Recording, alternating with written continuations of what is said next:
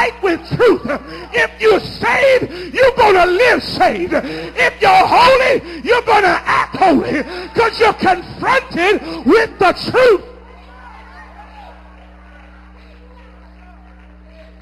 The Bible says that as he wrestled, that the man touched him and put his hip out of joint. Hip out of joint. It wasn't an injury, but it was a condition that was left so you know you've been in a fight. I look in the audience at some folks that have been transformed, but you still got a limp. You've been saved legitimately. You've been in a struggle, but see, sometimes we can't, and some of y'all trying to get rid of the limp, but the limp lets us know that you've been with God. I don't trust saved people that have never been through nothing. I don't trust people who say they got a relationship with God and you've never been lied on. You've never been talked about. You've never been misunderstood. You've never been judged incorrectly. I don't trust you. When you look at a real man or woman of God, they got a limp. It's a battle scar. It lets somebody know that I have legitimately had an experience with God. That's why, yes, some of us are shouting, but we're shouting with a limp. You know, you see, I've been with God, but he left something on my life that reminds me of where he brought me from. He leaves something in your life so your crazy self don't get puffed up with pride and think it's all about you. That God leaves something that stays with you. He wrestled. And the man says, let me go for the daybreak. What is the significance of a daybreak? It's a change of season. You can't wrestle every day all day. You can't wrestle your whole life. But you go through seasons, and seasons come and seasons go. And sometimes it's your season to struggle. It's your season to go through. It's your season to be hated. It's your season to be persecuted. But the day has to break. You got to realize there's somebody in this room that's got a daybreak coming. You've been fighting and battling.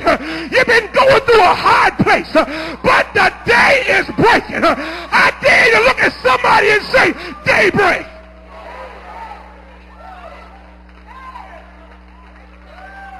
Weeping may endure for a night, but joy comes in the morning, because there's got to be a daybreak.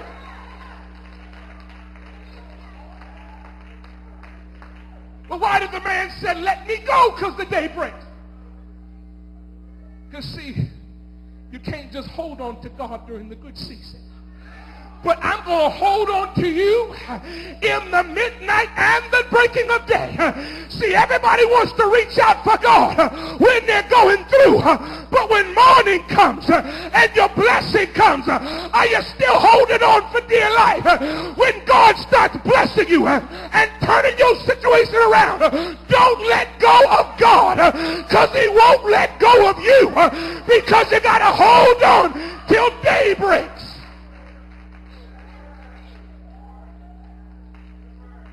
Through the season, bad times, hold on. Good times, hold on. When they love you, hold on. When they hate you, hold on. When they tell you ain't no good, hold on. When they're praising your name, hold on. Every season, hold on.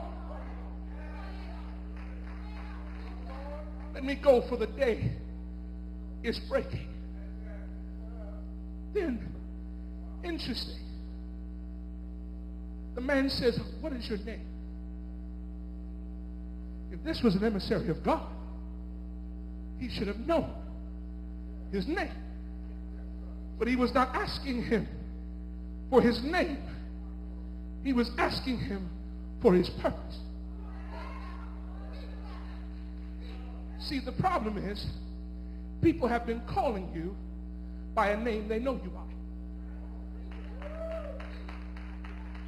You've been answering to a name that was given to you because of what you did.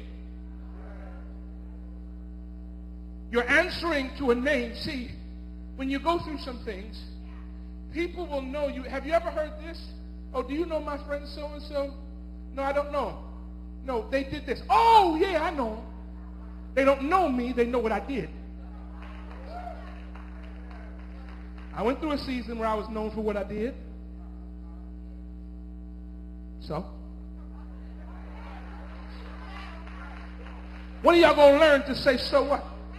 So what you knew I was on drugs? So what you knew me back in the street? So what? What I did is not who I am. What I was is not where I'm going. Some of y'all have messed up and decided to sideline yourself. If the coach don't take you out, keep playing ball.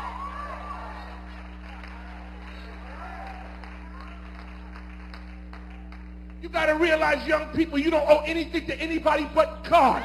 If God called you, God will maintain you. If God brought you thus far, God's going to bring you to the next level. What you did is not who you are. The man said, what is your name? He said, I'm Jacob.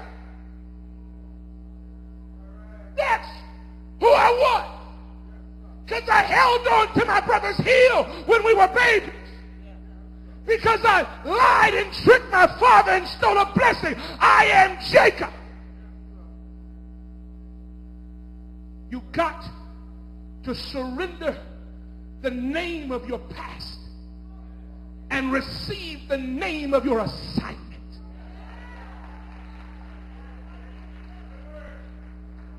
See, let me just clarify. Some of you in this room don't know me, but you talk to me like you know me. You don't know me. I tell you what to call me through relationship. If I introduce myself as something, that's what I introduce myself as. See, some of y'all don't like being called by your kid name. You don't like nobody calling you Snoopy. It's a relational name. But when God calls you what he calls you. God calls you what he made you. God calls you by what he saw before the foundation of the world. You remember the story of Gideon. When God called Gideon, Gideon was a farmer. He was insignificant. He never did anything. But when he was addressed, he called him mighty man of valor.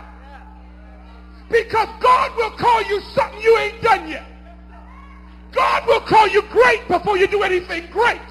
God will call you father when you have no children. God will call you preacher when you ain't got your first sermon. Because God calls you by what he knows you by. She said, my name is Jacob. He said, you will no longer be called Jacob. That's who I wonder who this man is. Because he can name something. That's why when you are called by the name of the Lord,